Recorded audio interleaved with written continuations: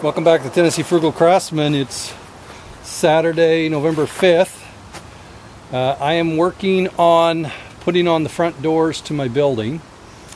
And so I thought I would give you a little show the details of what I've done here. So got the first one all built and on.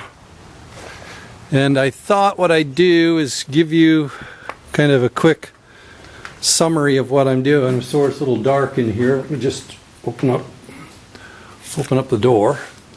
Get some light in here. So I've got to oil the hinges, rubbing against the wood. And so these doors, as you can see, with the trims on, are about 2.5 inches thick. Now, normally, I used to put a full 2x4 and then my top skin and my outside skin, like a plywood or whatever. So, but I've tried the 1 inch, 7/8, 1 inch pine, and it seems to be working okay. I didn't want the door to be so heavy, and so what I'm using here is a 3/8 plywood and the pine, and then the Hardie Board. So you can see here I've got that stucco finish, and then I've just got some more pine for the outside trim.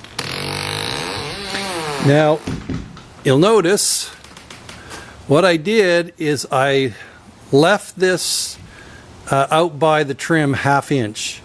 That's so when my other door shuts I can leave about 1/8 of an inch gap here, and it'll have a nice reveal and something to close against, and it'll have a weather break. It also allowed me, because this opening was just a little under 8 feet.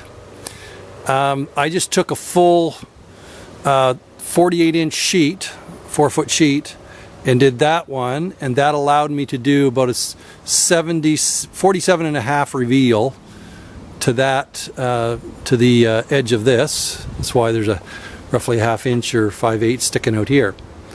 So the next one, by the time I build this door, which is going to be a little narrower, but when the lap comes over on this, it's going to make about the exact same reveal. So this is about a 47.5 from this point over to the outside edge here.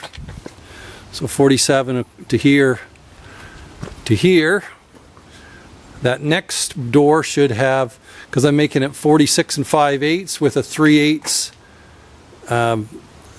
overlap, so that's going to make it right around 47, give or take 47 inches. So it's a little bit, this door will be just a little bit smaller. I just didn't want to bother having to cut 2 sheets of plywood. So on the size of this door, 1/4 of an inch, not going to really notice it. So what I did, as you can see, this is the first step.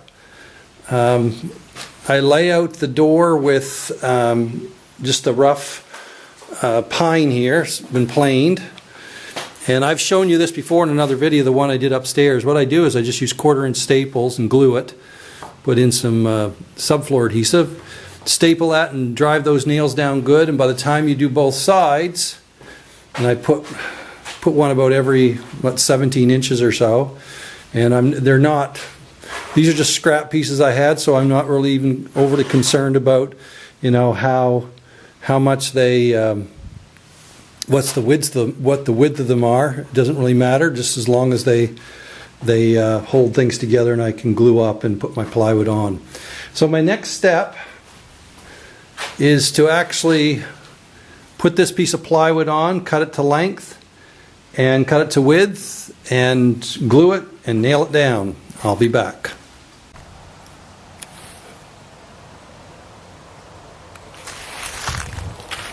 Welcome back. It's about almost 5 o'clock on a Tuesday, November 8th, Election Day.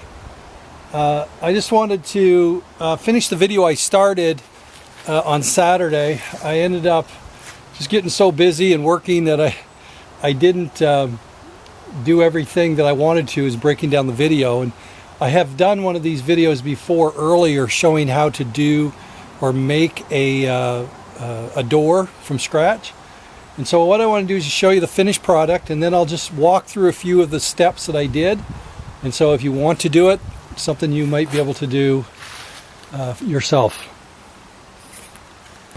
So we are now complete. The outside is done. The only thing I have left to do is a little bit of, I got to put the stairs in inside, but I think I'm going to wait and do that on a rainy day as the fall is here. And so I'm going to swing to start doing some milling and work outside here on any of the good days. Let's come around here. I also painted this door, outside man door, had to put a new lock on it, and as you can see, it is now nice and watertight.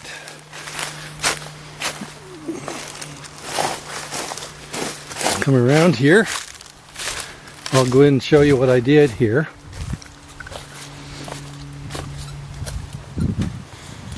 Probably going to be a little bit of touch-ups that I have to do.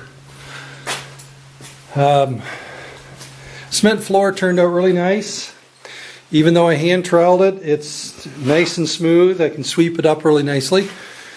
Now what I did here on the locking mechanism is I put a deadbolt, 6-inch deadbolt, right down into the concrete, and then I put a 4-inch deadbolt up into the header. I've got to do a little bit of, got to ream this out a bit. I've got a little bit of paint in it, so it's not quite as free moving as I'd like. I've also given the inside a couple coats of paint, white paint, and I'll just set this down here and show you how it works. Give me a second.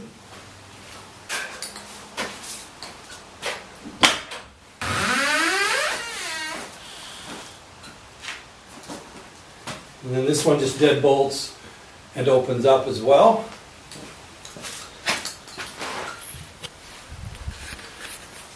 Now again, just to go over how I built this, this is actually a piece of 3/8 plywood, and I've sanded this smooth. Now I'll go back when everything dries and touch up. There's a few spots here where I'm going to caulk and finish painting in. But I got about a 7/8 piece of pine, and you saw earlier in the video how I had that laid out in a rectangle, and I just put cross members across and stapled them together. And then this piece of plywood and the outside skin, which is a piece of this stucco board, Hardie board, it's all glued together with subfloor adhesive glued to this, and then I used 1-inch staples for my little brad stapler, and just stapled everything around the perimeter. Any place I had a central run going through here, and I stapled it as well, but I just caulked all of the staples and painted it so you can't see that. I find staples hide a lot better.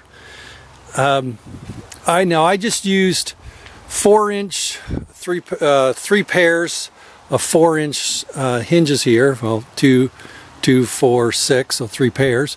So 3 on each door. They squeak a little bit because they're actually rubbing against the wood, because they're technically meant for being placed inside and then notched in here. So in other words, closed up and put inside and screwed into the sides of the jamb. But the way I built this door, it just wouldn't give me the support I needed. So, and it's also a lot easier to do it this way when you're doing it by yourself, because you can just put a shim underneath the door, the height you want it off the cement, and then just ease that door back in and have the hinges already on the door, and then you just start screwing it onto the jamb. And that's how I do that by myself, and it works nicely. And so the trims themselves, and like I said, I'll just step back here for a minute, just show you again, this is what it looks like finished.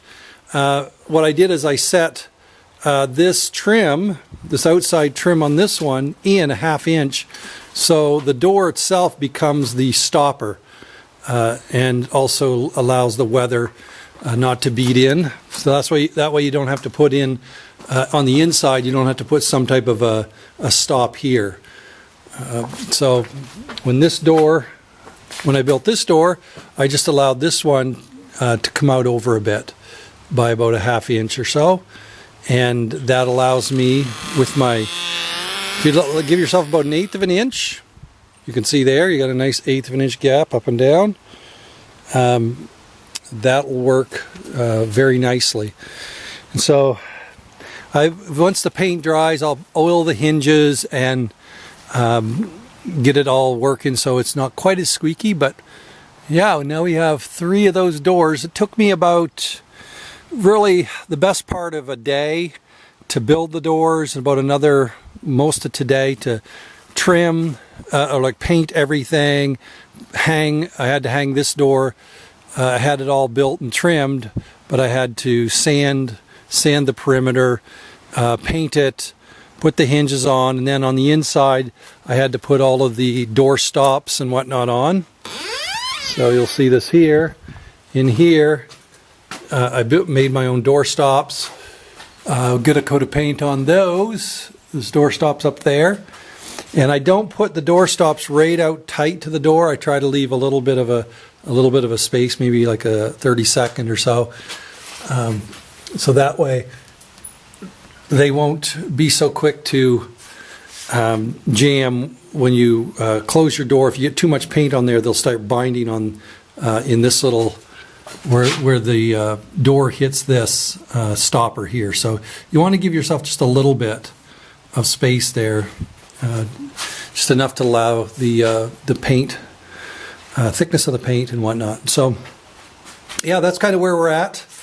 I've got everything now complete. Next project in here is the steps and the half wall upstairs. I've got to put a half wall so kids don't fall down the stairs.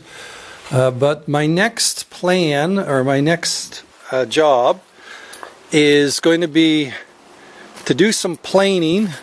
I think I'm going to run these 2x10 through the planer. And I've got 3 stacks, 16s, 12s, and 14s over there. It's probably going to take me about 3 days to run those. And then hopefully do some dipping in the next couple weeks so they can be drying. And then the plan is to stack them inside the building before I start felling a bunch more of these pine trees. So I want to kind of clean up my yard a bit. So that's where we're at. And so the barn itself, I still haven't calculated my final costs on it, but I know if you were to have this built with all the windows and doors and everything that I've got in this and the Hardie Board siding, I'm guessing you would probably have somewhere between 30 and 40 grand in it by the time you do everything and all the labor. It's with today's prices and because this is sitting on a foundation with a cement floor, so it's not like a regular, one of those cheap barns that you pull in. It's got a wood floor in it. Critters can get in underneath. This one hopefully is here for the long haul. So one last look here. And as always, appreciate you joining me. If you have any questions about how I put this together, if there's something that you don't quite understand, just let me know and I will try to explain it the best of my ability in another video or in the comments. And so yeah, I always appreciate you joining me. I know there's a lot of other places you could be, and so until next time, if you would please like and subscribe, and I'll pick this up. And I actually might have a surprise for you coming on Thursday and Saturday, so be looking for the video coming there. I've got some ideas of how the Tennessee Frugal Craftsman can actually save some more money, and so I'll bring you along with that. So be looking for that video. Until then, you have a great day.